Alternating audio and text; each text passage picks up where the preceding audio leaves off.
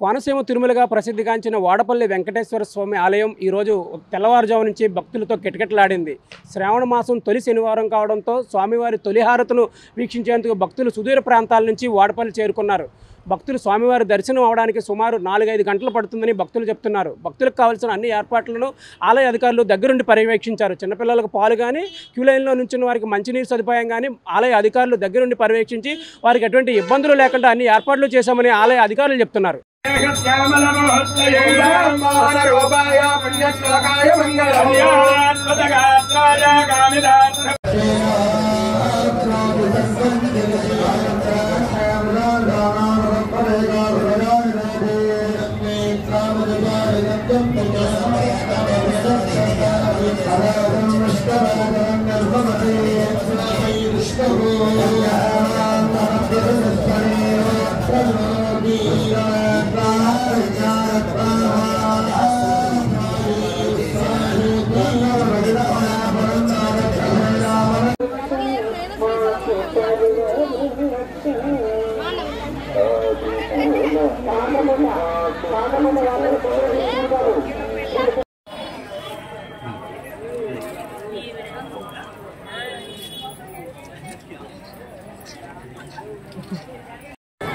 పెట్టుకోకపోతే అవతల వారికి ఆకర్షణగా కనపడతామనుకుంటున్నారు.